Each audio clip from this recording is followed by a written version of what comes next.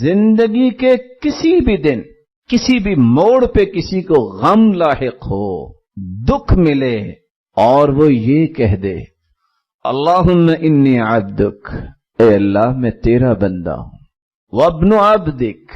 میں تیرے بندے کا بیٹا ہوں، وابن امتک، میں تیری بندی کا بیٹا ہوں، ناصیتی بیدک،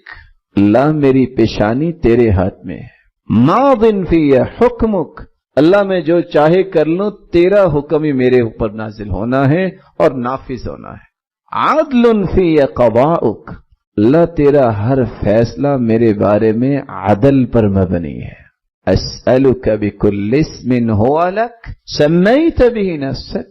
اے اللہ میں تیرے ان ناموں کے ساتھ تجھ سے سوال کرتا ہوں جو تو نے اپنے لیے خاص کیے ہیں، او علمتہ احدا من خلقک، اور ان ناموں کے ساتھ بھی میں تجھ سے التجا کرتا ہوں جو تو نے اپنی مخلوق میں سے کسی کو سکھا دیے،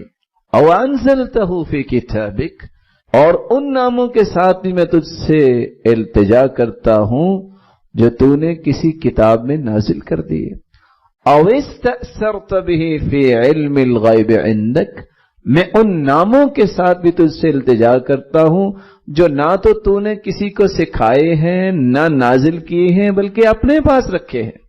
اور دعا کیا ہے، ان تجعل القرآن العظیم ربیع قلبی، اللہ میرے دل ویران ہے اس کو آباد کر تو قرآن کے ساتھ، ونور صدری، اللہ میرا سینہ تاریک ہے اس میں روشنی پیدا فرما، وجلاء حزنی،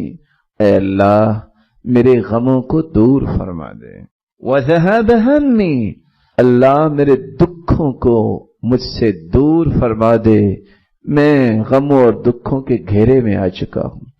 اور حدیث کے الفاظ کیا ہے؟ جو اتنے لفظ کہہ دیتا ہے الا اذهب اللہ ہمہ وحزنہ، اللہ فوراً اس کا غم دکھ سارے کا سارا ختم کر دیتے ہیں، وَأَبْدَلَهُ مَكَانَهُ فَرَجًا، اور اس غم اور دکھ کی جگہ پہ اللہ تعالیٰ آسانیوں کے راستے کھول دیتے ہیں۔